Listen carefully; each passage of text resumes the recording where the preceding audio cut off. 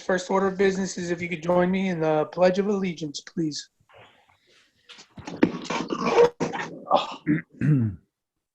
I pledge allegiance to the flag of the United States of America and to the republic which stands one nation under God, with liberty and justice for all.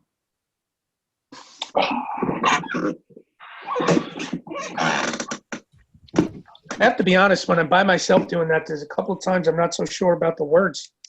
I have the rest of the group to support. So first up, we have the superintendent's report, COVID-19 update, distance learning update. Then we'll have our budget workshop. Then we'll have some questions for tonight's agenda, but we'll start with Dr. Massera. But before that, Dr. Massera, I know it's Teacher Appreciation Week. And I just do want to say how appreciated, or how appreciative, I should say, we are of the teachers in our school district. They've been asked to basically turn their entire careers upside down and everything that they've learned to learn new pedagogy and get it out to the children in an engaging way so we can continue this learning process. And really do want to thank them for everything they've done, and just let them know it's not just since March, whatever day it was, March 18th, something like that, for everything they do every day, even when, when they're coming to the building. And I just want them to know how much we embrace and appreciate them and embrace what they're doing. So that being said, now you can go ahead and give your COVID stuff. Okay, you stole my thunder though, because I did want to start out by saying a thank you to the teachers, and I just echo your words, George. Can't say enough, as every time we're in public, try to really talk about the level of cooperation and collaboration we've had amongst our teachers and how great they've been in really, taking something that is a challenge for all of us and trying to see the opportunity in the challenge. And so that's the kind of positive leadership we've seen from our teachers. And I can't thank them enough for everything they've done. It's tough when you can't acknowledge them in ways like we want to, but we just want our teachers to know how much we do appreciate them. Today also is School Nurses Day. So we want to acknowledge our nurses. I missed that one. Yeah. Yes. Hey, I'm one up on you on that one. You are. I didn't know it was School Nurse Day today. That's correct. And actually one of our nurses, Nurse Pletchner at the Elementary and Services OLQA, is being awarded the New York State School Nurse Association's Zone 2 Winner of Excellence in School Nursing Award. So we just got word on that today. So I would make that announcement, because of her ability to step up in the region and do some things that are really wonderful. So just a little bit more recognition for some of the great things our people are doing. So what I would say is that, in my video message last week, we didn't obviously announce that the governor has extended the school closure all the way through the end of the school year. It was one of those announcements that I have to say, I knew was coming, and I think we anticipated it was coming for quite some time, but it was still a punch in the gut to really get that word that we were not going to be entering physical school for the remainder of the school year. So a tough pill to swallow. I think in particular, tough for our kids in the class of 2020. I know that my daughter, who's a senior, is going through a real tough time. And so I speak directly to those kids and say that, every decision we're making really has your interests at heart. And we are trying to make up for some of those lost events, those missed milestones. But know that now that we are committed, we know that the next 8 weeks of instruction have to take place in a distance learning format. We're committed to redoubling our efforts and delivering distance learning opportunities in earnest in our district. We know that our teachers are committed to supporting our kids both academically and supporting their social emotional health. And so we want to do that. Second to that is knowing that, our district, our little district, is serving upwards of 4,000 meals per week. And that's remarkable. And so thank you to those people that are out there making that happen. We've got many volunteers within our community that are helping. We've got food being delivered on 4 different buses. And then we've got some of our workers who typically would be doing other things, some of our monitors and paras that are working food delivery. So that is extraordinary that we're able to provide that kind of support for our community. As I said, our focus really is on, every single building has made spreadsheets that outline every single missed event or milestone since this pandemic began and we've been out of school. This morning, I was on a meeting about the graduation and looking at how can we create a virtual graduation ceremony, knowing that now we cannot gather as a faculty in this school year. And so we are putting together plans to try to create something that's going to be extraordinarily special for our kids. Certainly not going to be the same, but we are. Some of it we'd like to be a little bit of a surprise, but certainly some information we're going to get out. Last Friday, the only saving grace to the having the governor make that announcement on Friday was that a tremendous amount of effort went into, and I thank Mr. Thode for his efforts to make sure that we had a very special event. We engaged the fire department. We tried to engage the entire community, and we had a very special event to honor the class of 2020 on Friday, where I think you could hear the noise all throughout the community. And the recognition of our class of 2020. So, we want to continue to do those kinds of things. Right from the very beginning, we started this idea of that hashtag CM positivity and let's see CM, because, that's the thing. We didn't want to be disconnected. We wanted to see Center Moriches out there, want to see what kids are doing, want it to be connected. And we're continuing that and making sure that, we don't want anybody to lose some of these milestone activities. Well, won't be in person. We can recreate them, or potentially we could postpone them to a later date where we can make them up. Another thing we're working on next week, Jeremy Thode had put out, we're going to be having a meeting for the varsity and JV awards, for instance. And we're looking at all of these things to try to make sure that kids are recognized appropriately. Finally, one of the things that now we're looking at is, now that we've got the order to be out, we're going to be asking all of the kids. Each building will do it slightly differently, but we will be packing up lockers and packing up materials and working on, before the end of May, we want to make sure that every item that was left in the school, in the lockers and all of those things have been picked up and packaged. So we're working, obviously we're going to work within social distance and protocols, and safety is our highest priority, but we're going to make sure that we can get all the materials back to kids and back to families. And that'll allow our teachers to get in there and do what they need to do in their classrooms.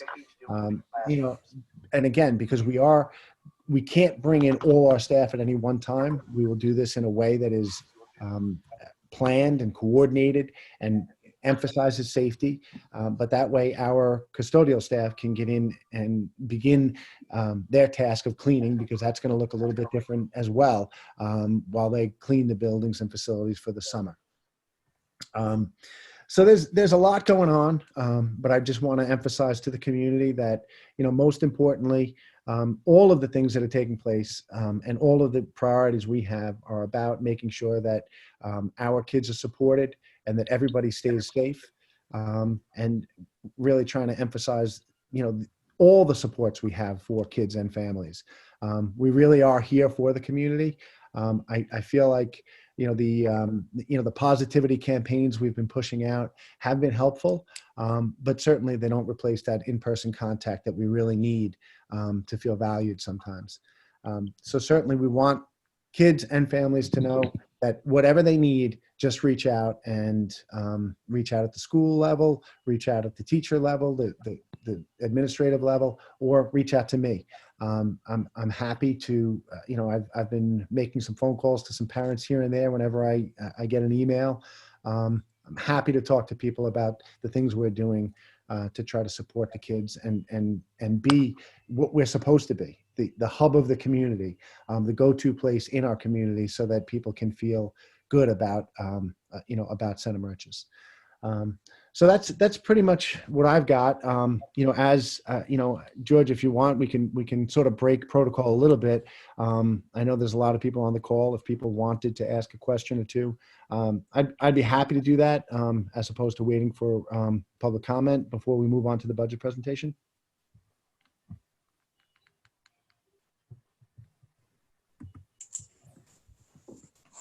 Okay.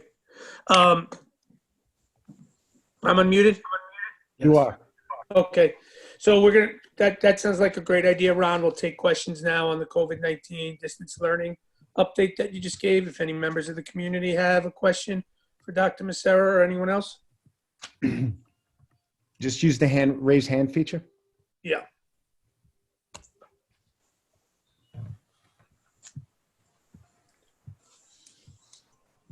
Anyone, Bill? Nobody raising a hand yet. Okay.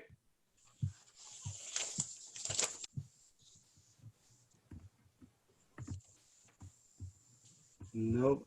Got about 50 people in. Hold on. I was going through the Yeah. list. I just want to make sure too, because I know last time a few people had difficulty finding the hand raising feature. So Sure. just give them another 30 seconds or so. Danielle would like to be unmuted as well. Thank you. There you go. No one, Bill? No one. Okay, so Okay. we also have our budget presentation. We're in obviously very unique circumstance. The governor's executive order put out guidance on how we are going to follow through on our budget process and our board election and budget vote. So we now have the guidance we need to move forward.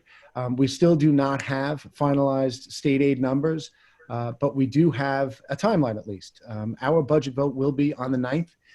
Every single registered voter in our community will be mailed an absentee ballot. And so the entire board election and budget vote will be done via absentee ballot.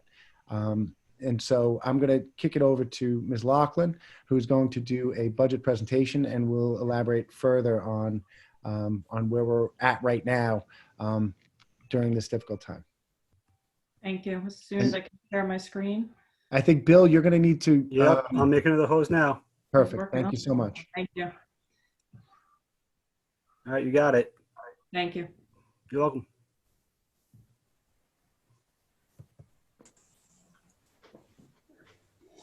So tonight, this is budget workshop number 6 for us. Hang on.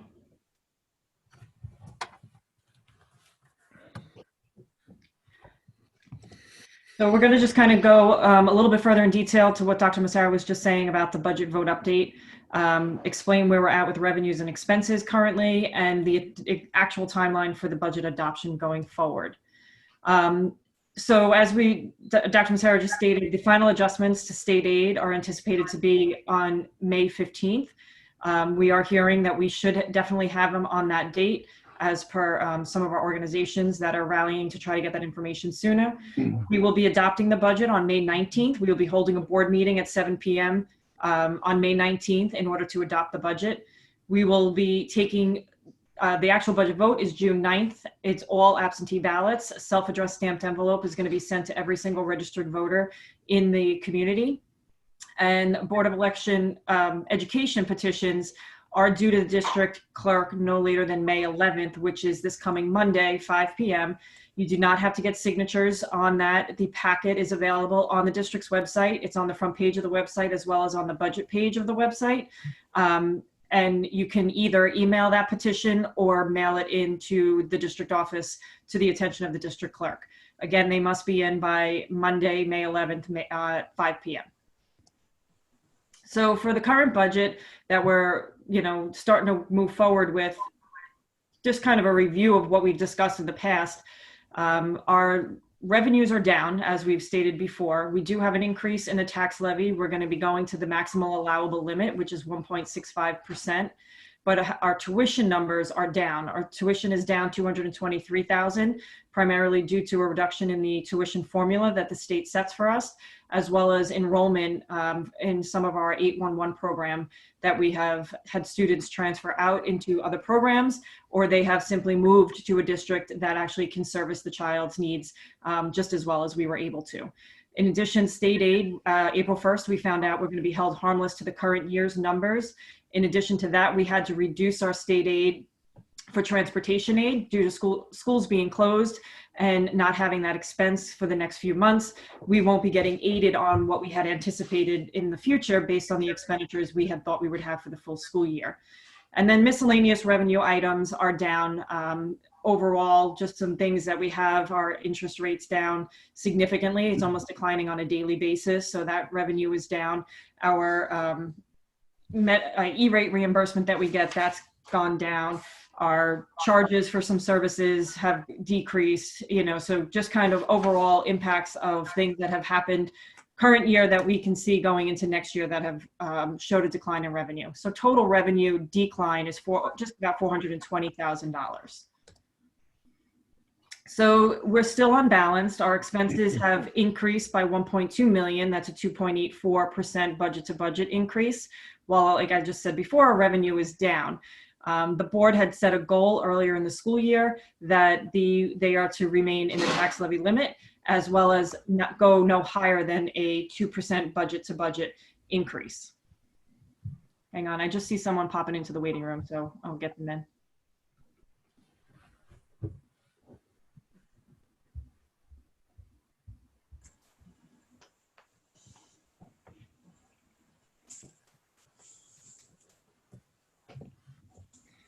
So how do we close this gap that we're seeing now to try to start balancing the budget now that we're coming into crunch time with getting an adoption in place within the next 2 weeks? We will be using some of our reserves. We're going to use $30,000 from unemployment reserve. That's the unemployment budget we have for next year. That reserve is set just for that particular expense. We will only use what we actually spend on that line item. The TRS reserve, which was established last year, we will plan to use about $100,000 of that to offset some of that expense. ERS reserve, $740,000 to be applied. That's the actual expense for ERS. We are currently funded at about 1.4 million in ERS.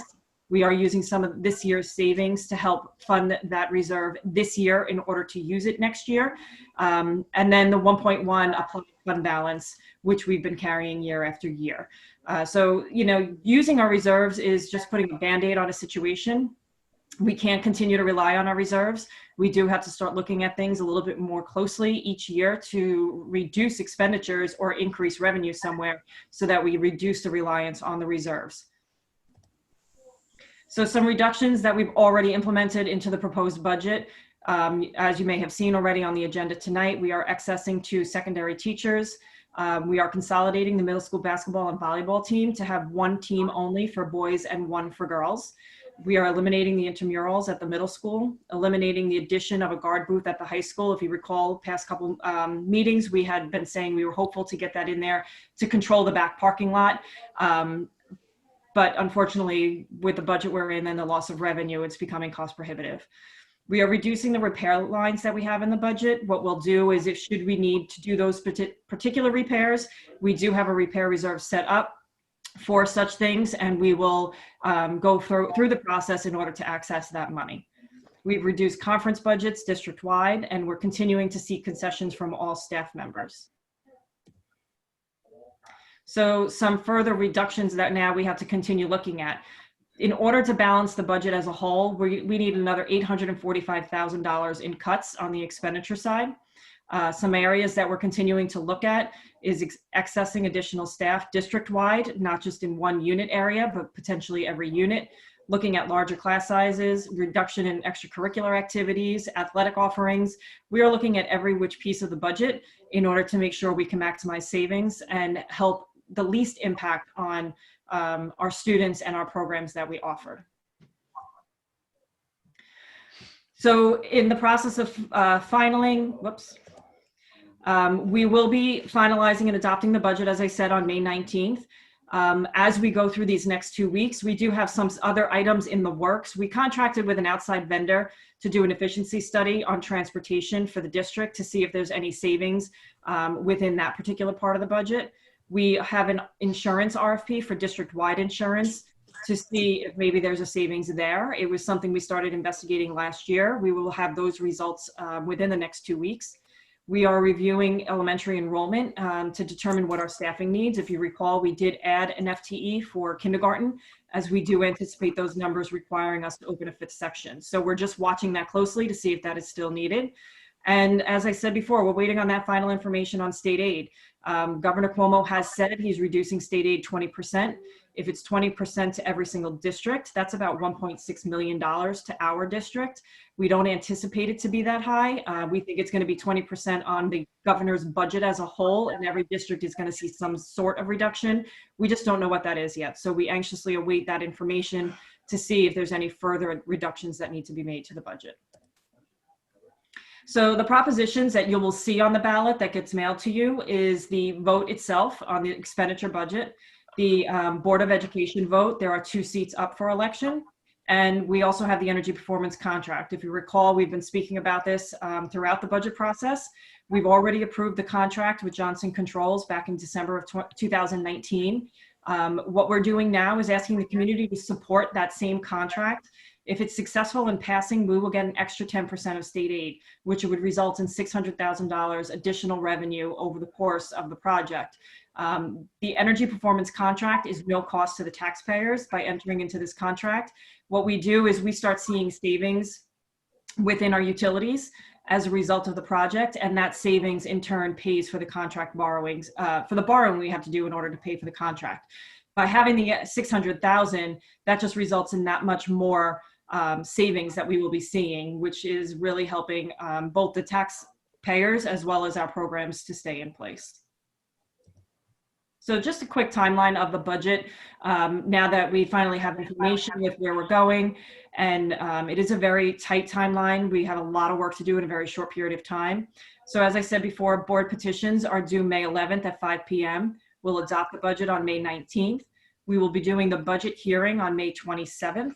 Absentee ballots are going to be mailed to every registered voter. We're hoping no later than June 1st. That's going to be all depending on our printers as well as the postal office. We are in the process of putting all that information together right now. And we are really hopeful that we can stick to that timeline, because right now we're fighting every other district as well in order to get use of printers in the mail. Then the budget vote is on June 9th. It's absentee only. All ballots are to be received to the district by 5 p.m. Anything after that, that ballot will not be accounted for. Does the board have any questions?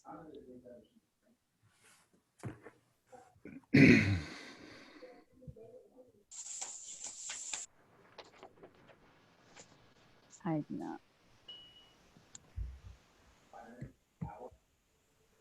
I will turn it back over to Mr. Nofi. I have a feeling there's some people in the waiting room. Oh, you need to be unmuted. I'm sorry, that's me. Hang on.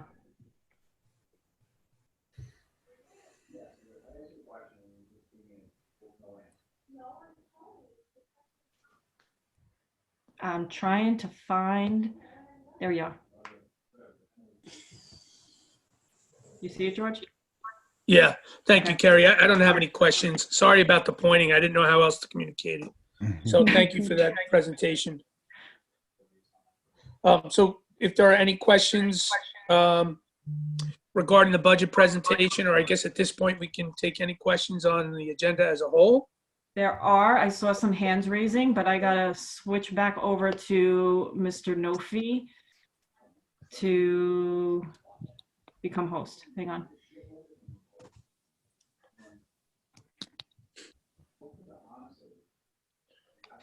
Okay, I got it.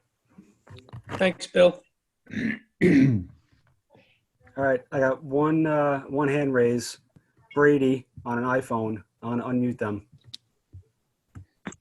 Thank you. Hi, how are you guys doing? Good. How are you? I'm Brady Flaw. I'm a student at Texas High School. And I wanted to let you guys know that all of the physics program at Center Merchants High School thinks that you guys are doing a huge mistake by letting Mr. Jeans go. He is the prime example of one of the best teachers I've ever had. And literally, I got a text at work today. I'm an essential worker at McDonald's, and I got a text. I left work early to get to this meeting.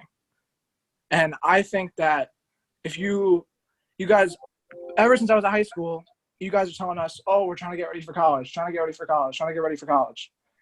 And Jeans is one of the best teachers, and I feel that he is one of the teachers that actually is preparing me for college. So I think that if you let Jeans go, it's one of the worst, it's the biggest mistake you can make. And by far, he's one of my favorite teachers of all time. He does his job. He puts his students first. And those 2 weeks that we were off for Corona, that was technically our spring break, he was on Zoom calls with all of his classes. And he was off. He emailed us and everyone was so attached to Jeans that we all respected him, and we worked those 2 weeks straight. So I just felt that it was my responsibility to, as an AP student in his class, to step forward and stand up for him, because he is a prime example of one of the greatest teachers at Center Merchants High School. And I think you guys should reconsider that decision, because I think it's wrong. And the entire physics program thinks it's wrong. We have a whole group chat on Snapchat right now with like 60 people saying how we need to get on the Zoom call, save Jeans. The group chat's called Save Mr. Jeans. And he lives in Center, and he has 2 kids. So that's all I had to say. Yeah, Brady, let me just say, I agree with you. Mr. Jeans, he's one of the first people that I met when I came here. And I think he's outstanding. These decisions we make are not easy decisions. And a decision like this is not about Mr. Jeans. It's just about the finances. It wasn't that we were looking to remove Mr. Jeans. What we needed to do, because of the fiscal constraints, unfortunately, is to eliminate a couple of positions. And the way schools work, you can't just pick and choose those people. There are hard and fast rules on how accessing takes place in schools. And unfortunately, right now, we're in a position where we're looking at these 2 positions and potentially other positions due to big time financial constraints that we have. So, but I certainly, you represent yourself so well, and I appreciate your comments. And we feel the same about Mr. Jeans. Yeah, thank you, Brady, so much for sharing your views with us and your feelings regarding Mr. Jeans. And, unfortunately, as Dr. Massera said, it's just difficult decisions that, for financial reasons, need to be made. So we do understand how you're feeling, and thank you for letting us know. All right, I have 2 more hands. I have Kayla on unmute now. Okay. Hi. Hello. Hello. I am also here on behalf of Mr. Jeans, and I understand everything that you guys had just said about financial constraints that you guys have, and ultimately the decision that it had to come down to. But I feel as if it's my obligation as a student at this community who loves the school so much to speak up on behalf of someone that's made a huge impact in my life. So I'm just going to read a quick thing that I wrote earlier today when I found out that this decision was going to be made, just because I want to let you guys know that even though the decision was made and the constraints and all of that, what a great person he is that we're losing in the community. So I'm a current student of Mr. Jeans in his honors physics class, and I can confidently say that Mr. Jeans has made a huge impact on my life, both academically and philosophically. For those that know me, I've always voiced my opinion on science and my perception of how boring I thought it was. Walking into the first day of 11th grade, I definitely was not excited to be taking physics. The moment I stepped into his classroom, the amount of passion that exuded from Mr. Jeans while speaking about our class expectations and what we were going to learn that upcoming year was unlike anything that I've ever heard before. Throughout the course of the year, I went from a mentality of hating science to beginning to look at it from the perspective that Mr. Jeans did. There wasn't a day that I wasn't excited to attend his class, learn something new, or just have a discussion with Mr. Jeans. One moment in particular I remember vividly was after I was diagnosed with mono. I was feeling super discouraged after coming back to school because I had missed a lot of schoolwork and was feeling very overwhelmed about managing my time and my upcoming assignments. Mr. Jeans took the time out of his day to extend every ounce of effort he could to help me understand new material and was willing to work with me at any period of the day and sometimes even after school. Mr. Jeans was one of the few reasons I was able to overcome that hurdle and maintain my spots on the principal's list that quarter. Although all of the Center Rich's staff members, as you guys said earlier, have had to adapt to these current conditions due to the coronavirus, Mr. Jeans has gone above and beyond to keep his students in check in a time where he knew that in high school we could potentially all become lenient with our diligence relating to schoolwork. He will answer any question at any time of the day. From my personal experiences of texting him in a panic at 12 o'clock at night, go on a Zoom meeting to explain anything, even if it's a simple homework problem, and has maintained a classroom schedule for all of us. His knowledge and love for the subjects inspired me tremendously both in and out of school. Whenever he could sense that our class was stressed about upcoming tests or life in general, he didn't want to just force us to learn. He would take the time out of his day to tell us how much we were worth and that we could accomplish anything that we put our minds to. I understand that the Board of Ed has to make some tough decisions, but getting rid of Mr. Jeans as a teacher and a member of the community would ultimately be a huge detriment to the Center Rich's High School. Mr. Jeans has not only had a large impact on my life, but the other over 30 students that are on here as well, and he can put a smile on anyone's face at any given time. His expertise in science, his desire to improve on his craft every day, and the amount of dedication he brings to the table is unmatched. Although my words are not able to impact your overall decision at this point, I just want to take the time to express my gratitude for Mr. Jeans and let you all know what an amazing person that you are losing. Thank you. Thank you, Kayla. Thank you. The beautiful words, Kayla. Thank you for that. I got two more hands up. McGill's family's iPhone. I see that Bella has something that they want to say. So maybe if you want to take the students first, I'm sure a bunch of them have some stuff they want to say. My stuff's more budget related, so maybe you could come back to me. Okay.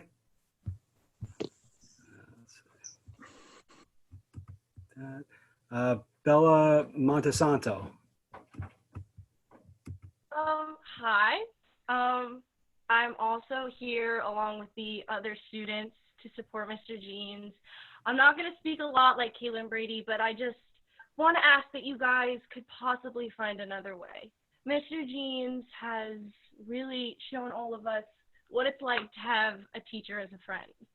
I personally have never really had a close relationship with a teacher until I met Mr. Jeans. And science has always been my weakest subject, or one of my more weaker ones. And this year, Mr. Jeans has really taught me to look at things from a different perspective, not only in science, but in the real world. I think losing Mr. Jeans would be really bad for the community and for the students at Center Rich's. I was really looking forward to take AP Physics next year with him, and I was really heartbroken to hear that he is being accessed. I do know how the access process works. I understand that if there was an opening in the science department, he would be considered for the job. However, I think by letting him go now is a big mistake. We have all gathered together today to support Mr. Jeans, all of his students, his AP students, his regular physics students, because we all really love him. And I just ask that if there's any possible way to keep him here in the district, we beg you to consider keeping him. Thank you. Thank you, Bella.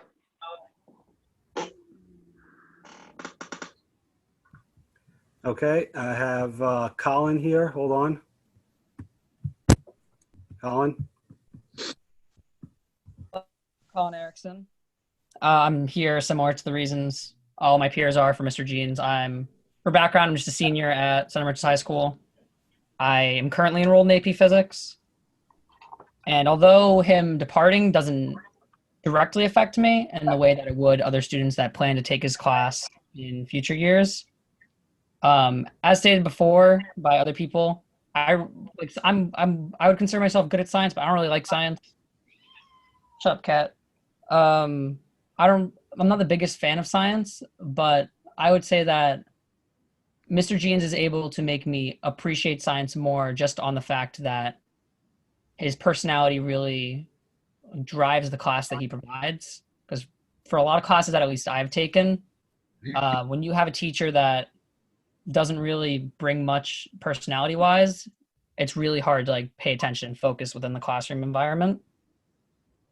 And hopefully I'm speaking for more than just myself when I say that. I also feel that another topic that I believe Brady touched on is that preparation for college. I feel like a lot of the stuff that he goes through and explains will be more helpful on a college level than some of the other things I've taken in classes prior, which of course you can say is expected. It's a physics class, which you're taking at like 11th grade, 12th grade. So like near the end of your high school career and going into college.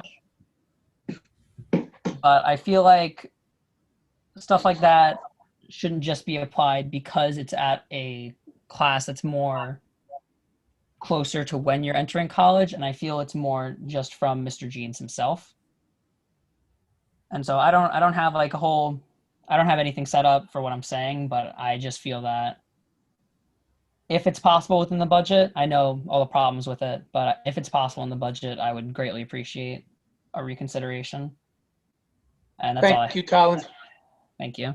Thank you very much. We appreciate it.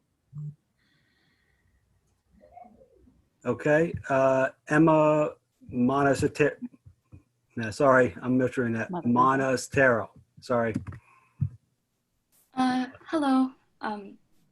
I'm not really a student of Mr. Jeans, but he has been more of a tutor to me. But he means so much to this community. And it's not even just the fact that he means so much to us. He has created a space where we can enjoy and love the learning that we are doing, even if we hate the subject. Like, I came into physics hating it because I'm not good at math-based things. I'm not great at things where I have to use a formula to find something like that. But he made it fun. He made it enjoyable to learn, and he made it a nice and wonderful experience that made me want to learn more. And if a teacher like that, who is so talented enough to create a space where anybody who isn't even interested in the subject wants to come back and keep learning more, you should never let that go. Because you're not going to find someone like that again. Thank you.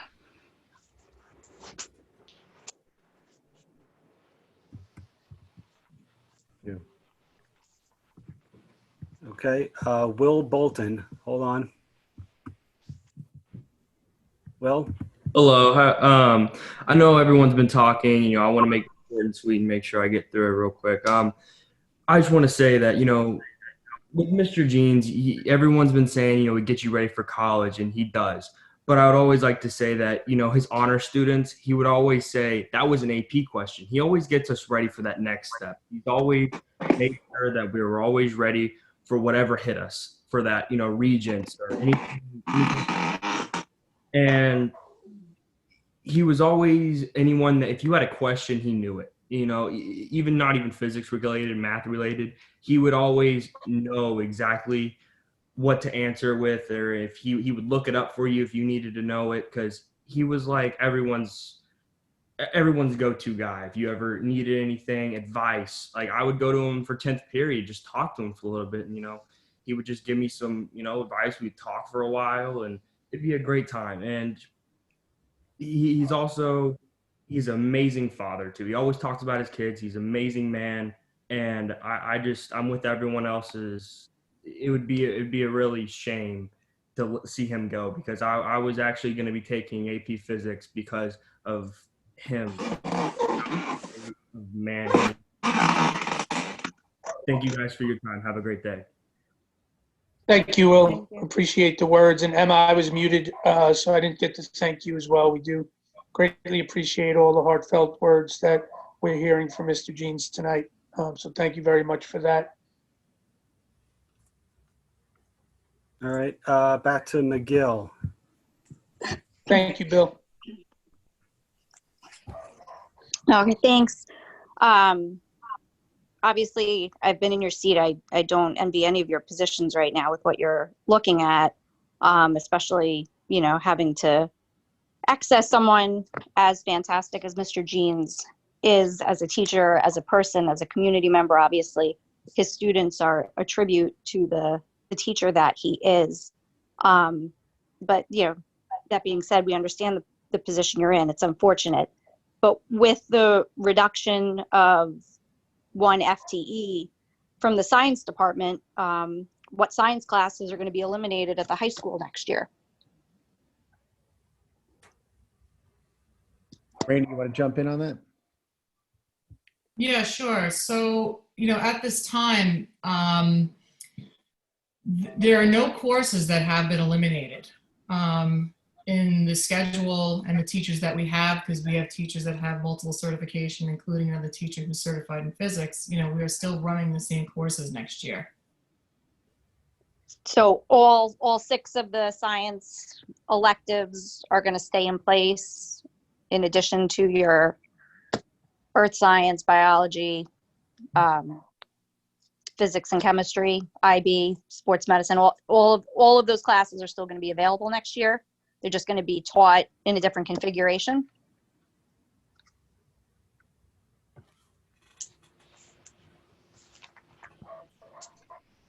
Raina? I only ask because the students are being asked to complete their schedules, and parents have been asked to go online and confirm their students' choices for course selection for next year. So if there's going to be something that looks different, that's something parents should be thinking about right now. Sorry, I was muted. I was trying to answer you. Yeah, so the schedule is being put together. Right now, we haven't, you know, in terms of science, we haven't had to cut any courses. I think the impact right now is going to be that, you know, our class sizes are going to be tight. And, you know, there was another excess that will impact an elective area. So as those, if any of that changes, like any other year, you know, if something is not running, student would have to choose another elective. Their counselors will be letting them know. Okay. And then I have another question. If I was reading the slide right, you guys gave a list of things that you have made a determination to eliminate for next year, as far as middle school sports, intramurals, the FTEs at the high school. In addition to what you listed, that very specific list, you are going to need approximately $845,000 of additional cuts. Is that correct? Yes. Yes. So, all right, so then let me ask you a question. The next board meeting is the meeting you guys are going to adopt the budget. Can you guys tell us, or let the community know tonight, what's on the chopping block? What are your priority lists for that $845,000? Because a decision is going to be made 2 weeks from now with no other community input or understanding as to what that's going to look like. You must have some kind of idea what your top 10 list is of things that are going to make up that whole. I would say some of the items are some personnel moves that honestly, you know, I think we would, we're not able to talk about because they're kind of confidential personnel moves, but not impacting program. And then there are other, you know, and those potentially are obviously reducing some equipment lines. We are looking carefully at some other positions that may impact, but we're looking to try to do anything we can to not impact our program. But some of those things are things that, you know, we're trying to find out. And again, given these unusual circumstances, Heather, we're not expecting to have our final revenue answers until the 15th of May, which is extraordinary. And so it's kind of bound us a little bit in terms of the things we're able to do. So what we did is we've put together some lists, and again, because there are personnel implications on some of these things, they are lists that are everything from, what would our worst case scenario be, all the way to, how do we get to some of the, the best case scenario. So that's the problem, is that, when you don't want to put fear unnecessarily into personnel when you're doing these kinds of things. But the reality is, there are some things that we may need to be having to make difficult decisions on. So I understand your position, but it's just an extraordinarily challenging year for us. And the circumstances around this state budget have really been remarkable.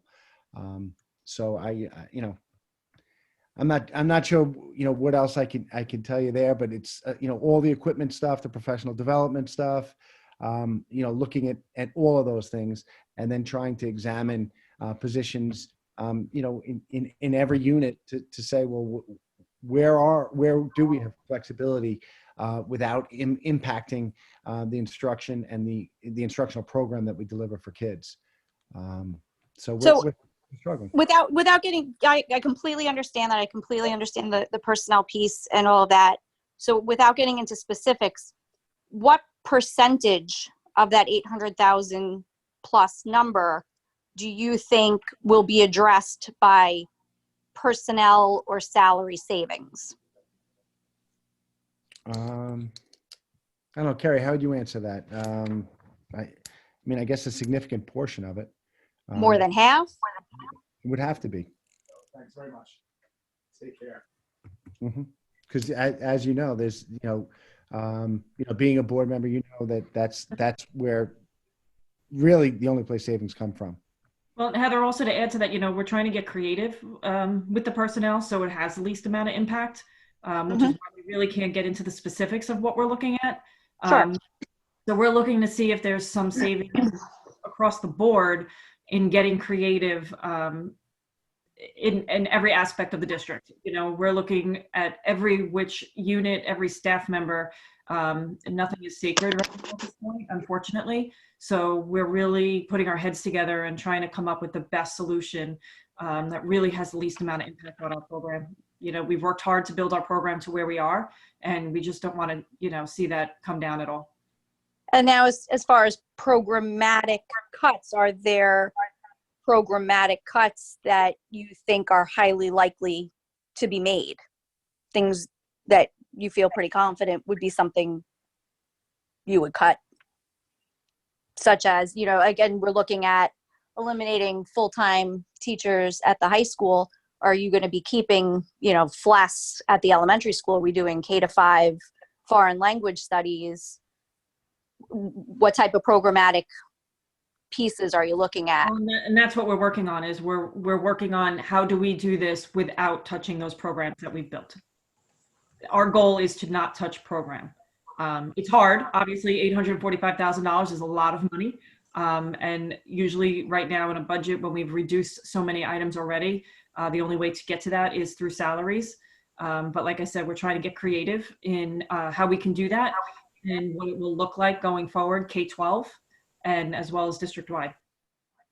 And then I don't know what the timing is, if it's even possible, as far as a transportation referendum, not just, consolidating bus routes, but what we actually would be obligated to provide from a busing perspective.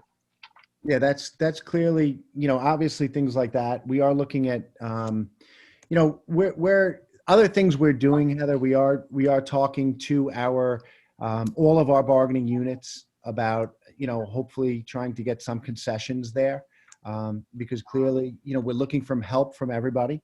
We're looking at all our contracts. We are looking to consolidate transportation.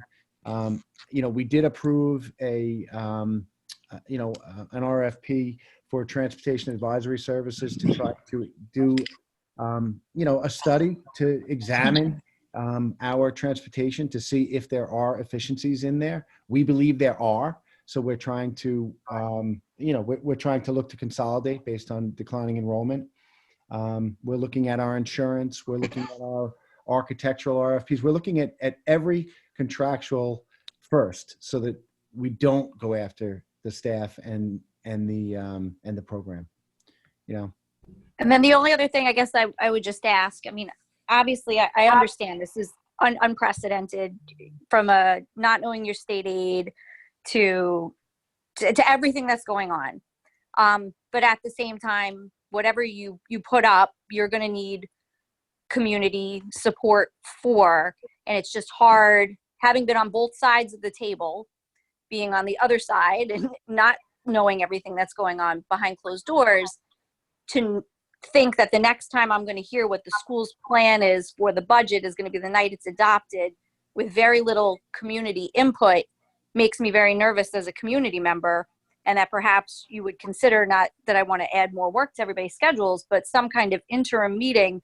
I understand you're not going to get your state aid numbers now to the 15th, so that only gives you 4 days before your next meeting.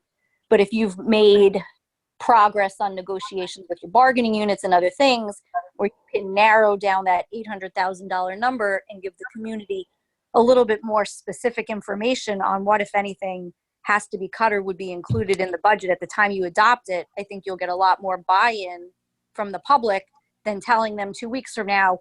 I was on the board at a time, the first time, the tax cap was in play, and we tried to put it out above the cap. Not that I thought that was a good idea, and we did. And we made all kinds of threats to the community. If you don't pass it, then we're going to be going to half-day kindergarten. And we brought out every scenario possible as far as, what we thought we were going to have to do, well, what they thought they were going to have to do.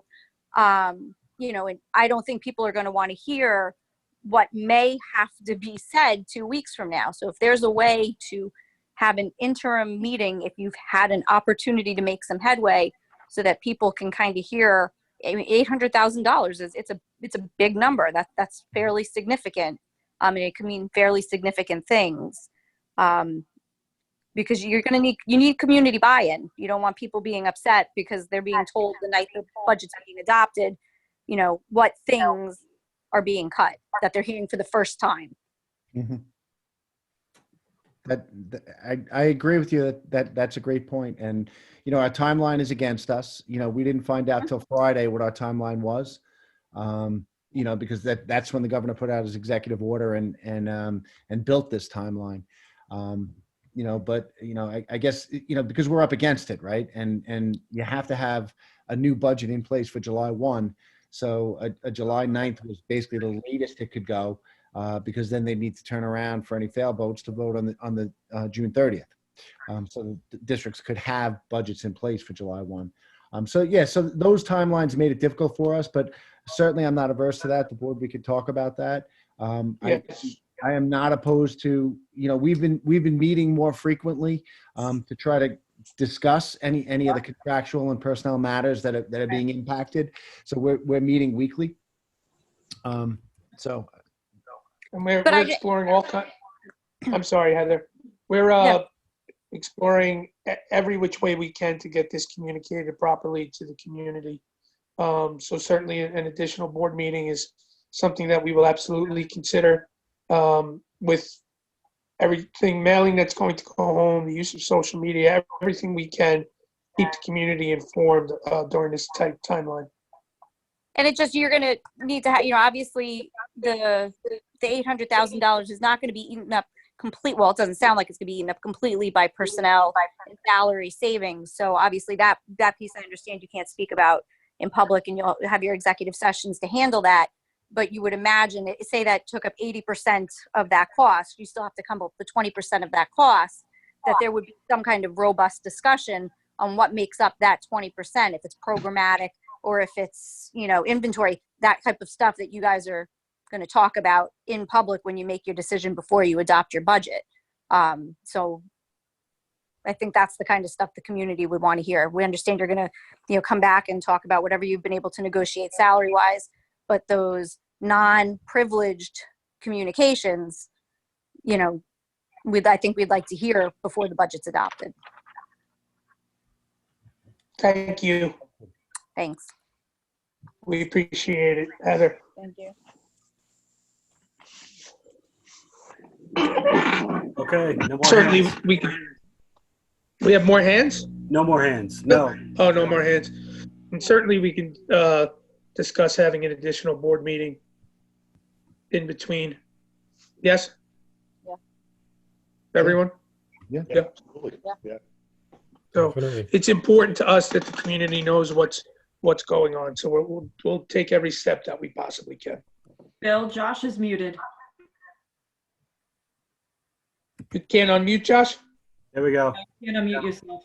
Oh, there you go. The dream, right? I know you guys don't like to hear what I have to say, but put me on mute. I'm only kidding. I fully support an extra board meeting to walk through and discuss, and from a time perspective, we do it on the 15th. We do it on the 15th.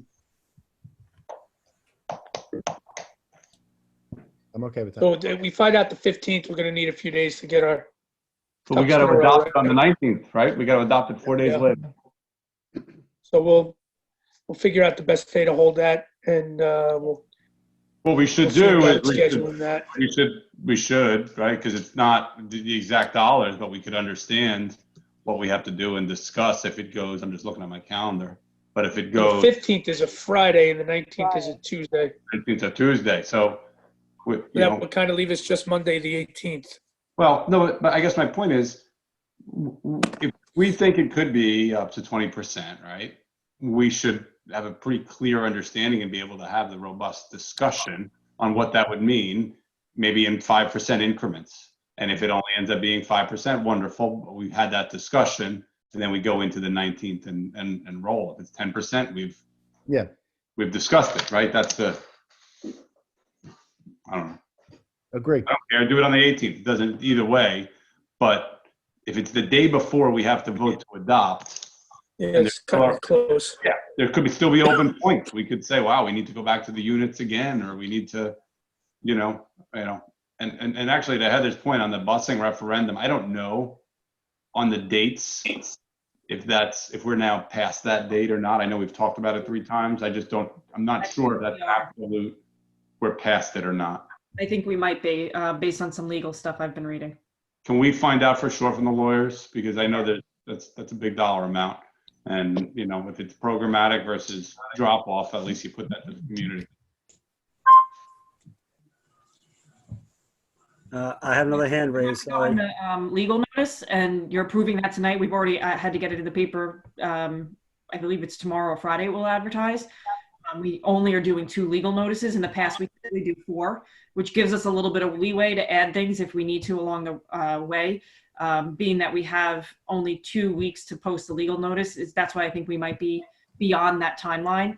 But we'll certainly check with legal tomorrow morning. We should also check with, because obviously we could hold a special meeting to discuss that and do it. We should also check if you could do it, given the lunacy, with the state, if you could do it as a contingent, meaning, if state aid cuts exceed, 20%, then we'll put this up. Not to say we want to, but if you're able to save, $1 million on the busing side, you may not want to do it if the state comes through.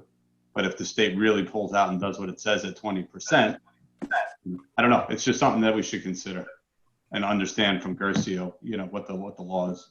Mm-hmm. Sure. Bill says we have another hand. Yes, hold on. McGill, you go. Sorry, George. That's okay. The only other thing, if you have a rough estimate of what your percentage cuts are going to be that's programmatic, my opinion and experience is if you are actively negotiating with your bargaining units right now, it's very helpful to understand specifically what those programmatic cuts are going to look like so that you can utilize that in your negotiations. And if the community understands what those programmatic cuts are going to look like, they can likewise be vocal and have productive communications amongst each other, staff, teachers, things like that, bring the community together to avoid those programmatic cuts. But it's very hard to do it when we have no clue what those programmatic cuts are at all. Because, I mean, I get it's unprecedented times, but in my history of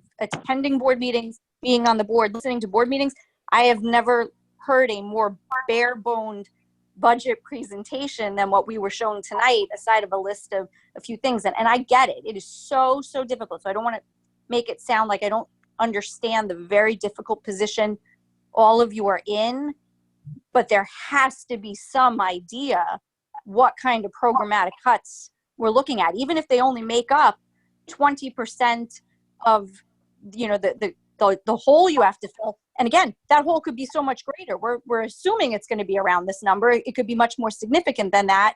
Again, based on what the governor does, I understand that. But people really have to understand what that looks like to get to that number. And I think it would be very helpful with your bargaining units if you come in and say, look, we need this money, and if we save this money on your contract, we're going to apply it to save this program in the school, because if we don't, this is the program we're going to have to cut. And you start, you know, with your non-essential programs or whatever it is, but there has to be some kind of idea of what those program cuts are. There's no way 2 weeks leading up to the budget, even in these, you know, uncertain times, that we don't have an idea what these programmatic cuts look like. And I won't raise my hand again, I promise. No, we appreciate your insight, Heather. We do appreciate it, Heather, and I think it's just with so many moving parts right now, it's very difficult to put things out there in the ether that, you know, ultimately may not even come to fruition, or we might need in addition to what we're saying. Everybody is working very hard to try and limit these cuts as much as we possibly can, and we will do our best to get you that information and the community that information in a timely fashion. Okay, looks good. Looks good. Oh wait, Kayla has raised her hand. Kayla. Hi, sorry, I just have a quick question. So I know that obviously you guys are dealing with a lot bigger issues, but I know, speaking on behalf of like myself and other kids, that we're interested in taking AP Physics next year, just because of the fact that Mr. Jeans was such an amazing teacher. I was just wondering, when would we know who would be teaching AP Physics? Because in terms of making my schedule and getting it approved, which takes like a long time, especially if a lot of students want to switch out of AP Physics now that he won't be teaching, based on what our class has been saying, I just wanted to know when we would know who would be teaching it instead of Mr. Jeans. This is right. Yep. Usually the schedules come out, you know, over the summer. So I don't know if I could, you know, if the building could speed up that timeline given the current circumstances. But obviously, you know, it's a variable that's important to you guys. So I can reach out to guidance and get a status update. But, you know, typically we're hoping to get the schedules out, you know, end of July.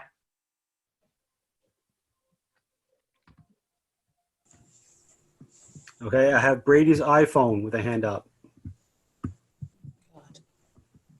Okay, yeah, I just, my mom actually just came in here, and she just was talking, and she reminded me something, that my brother went to your school, and it was always about the students first. And I just want to say this, and I'm going to leave because I'm actually really frustrated with this, but when did it come to, with Mr. Jeans leaving, are you guys telling me that it's really putting the students first? Because the way I see it is, if he's leaving, then that means that another core teacher who's either teaching chem, living environment, what's the other classes? I don't know. But another core teacher is going to have to teach physics too. So that means that the teaching is actually going to be less productive than if Jeans was there. So I feel like we're not putting our physics program and our students first. And that's an issue. I appreciate that, Brady. But you know, as I tried to indicate earlier, when we make cuts to a science program, because again, we have to look at a lot of things. We have to look at enrollment. and we have to look at the ability to be able to find a position when we have to cut somewhere.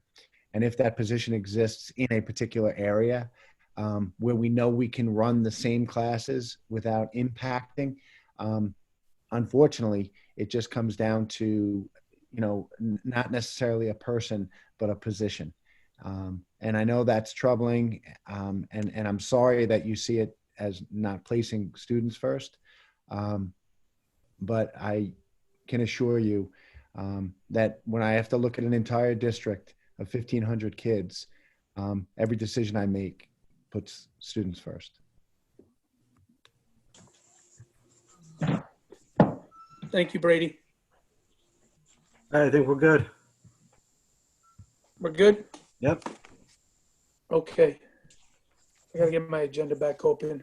So thank you, everybody, for your comments and your questions tonight. We do appreciate the community input. So thank you for that. Motion to adopt the minutes of the regular meeting of April 15th, the special meeting of April 22nd, and the special meeting of April 29th, all in 2020. Motion? Motion. Second? Second. All in favor? Yes. Yes. Motion carries unanimously. Go ahead, Pat. Okay, you got it. Be it resolved that upon the recommendation of the superintendent of schools, the Board of Education accepts the following donation. Donation of 100 Chromebooks from OLA of Eastern Long Island. Estimated value is approximately $35,000. Motion. Motion. Second. And All in favor? If I could just jump into the discussion. Yep. This was I thank Mr. Kelly for forwarding me the phone number of Mr. Donovan. Mr. Michael Donovan was known to be making some donations of Chromebooks around the East End of Long Island. He wasn't going as far as Santa Mauritius, supposedly, but I called him, spent a few minutes on the phone with him. I talked to him about our unique circumstance and Santa Mauritius, what we're trying to accomplish, and that we were getting light on our inventory of Chromebooks. And 10 minutes into the phone call, Mr. Donovan made the offer of 100 Chromebooks to our district. And that is coming through OLA of the East End, which supports Latina families on the East End of Long Island. So a very generous donation, and just would like to acknowledge that. Yeah, thank you, Ron. You actually stole my words that time. I was going to say basically the same thing. Such a generous donation and very helpful for us in our distance learning. And, thanks for reaching out. And Tom, thanks for getting us in touch with that gentleman. I think we had a motion in a second, right? We did. We did, right? So all in favor? Yes. Aye. Motion carries unanimously. Be it resolved that upon the recommendation of the superintendent of schools, the Board of Education accepts the treasurer's report for the month of March 2020. Motion. Motion. Second. Second. All in favor? Aye. Yes. Motion carries unanimously. Hey, Kerry, just on that, you might want to just talk for a minute so everybody understands. I know that it's March and I looked at the numbers and we don't realize the savings, but as you've been managing this, what savings are we expecting to realize as a result of COVID, through the end of the year? Meaning, I don't think much of that was reflected in that Treasury report because it was too early, correct? Right, it's not. And the next few months will be skewed because some of our payments have been on the light side because of revenue. We're watching our cash flow very closely.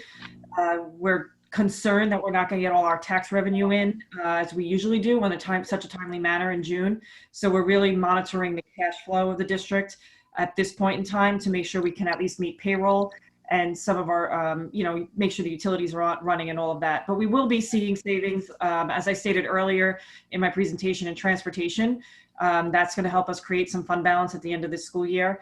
We have savings in the sports. Unfortunately, not running spring sports has resulted in savings in the transportation of that, some Section 11 fees, official fees.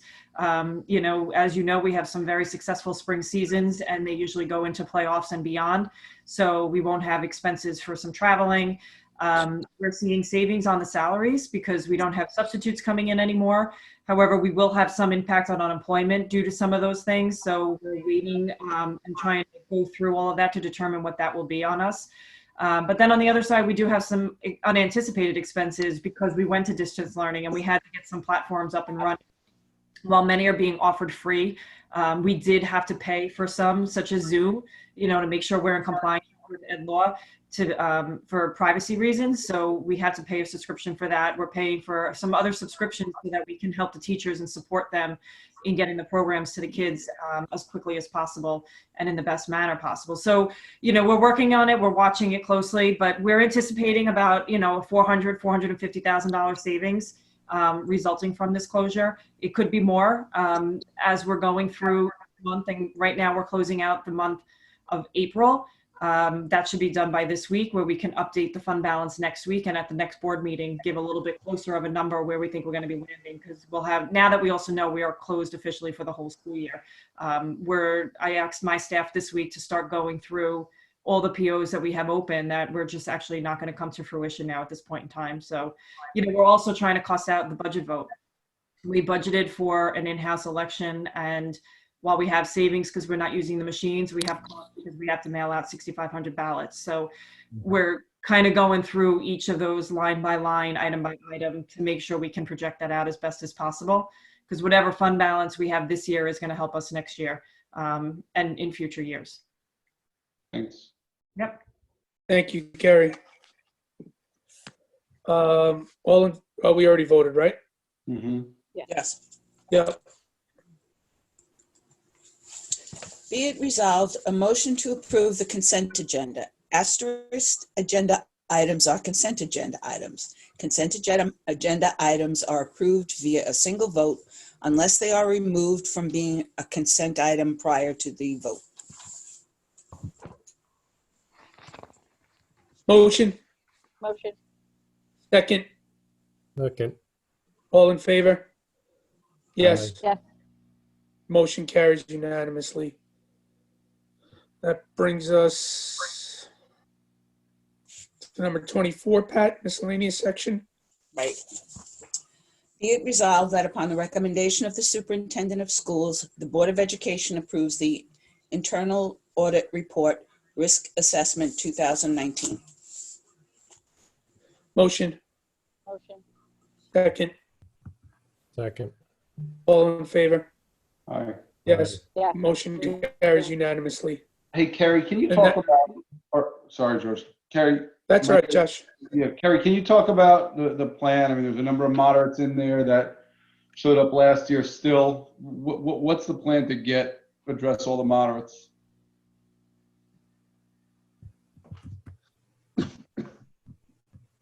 So I'm in the process of creating the corrective action plan, which the board will have to approve before I send it over to the state. Some of the moderates will always be moderate just because of the transaction. We did successfully turn some into lows this year, in the past year. I'm just trying to go through some of those that we had. I think with regards to which one? I guess we don't need to go through each individual. Like one of them is the grants, you know, like we're not spending our grants 100%. So they're marking that as moderate. So something that we're doing, I have to work closely with Raina, who manages the grants. And we have to just go through to see what costs are we allocating to them. And did we miss the target with the budgeting of it? Because sometimes things do come in lesser, at a lesser cost. It's hard with the grants to change those items mid-year because they do have to go through a lengthy approval process with the state. So that is one item. It's just monitoring it maybe on a monthly basis. We look at grants on a quarterly basis.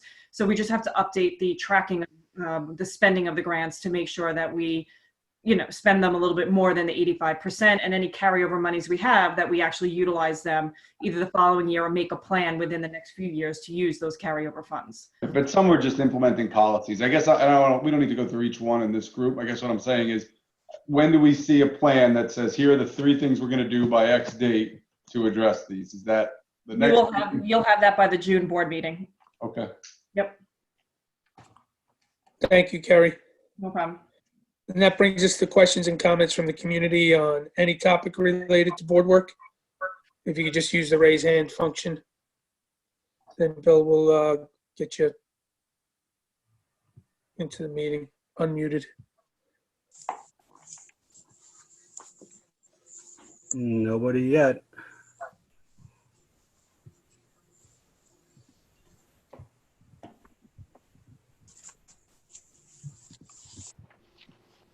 Looks like we're good, Bill. Yeah, no hands, no blue hands. Okay. So dates to remember: the next Board of Education meeting will be on May 19th, 2020 at 7:30 p.m. at the district office. And we're going to make a motion to adjourn into executive session to discuss personnel matters, the revealing of which could be considered an invasion of privacy. Motion. Motion. Second. Second. All in favor? Aye. Yes. Thank you. Motion carries unanimously. Thank you. And we do really appreciate everybody tuning in and expressing themselves so much tonight. We do really appreciate it. Have a good night, everybody, and we will see you. Well, we're gonna get another board meeting in between when we can be a little bit tighter on what we're doing. Okay? Thank you. Thank you. Thank you.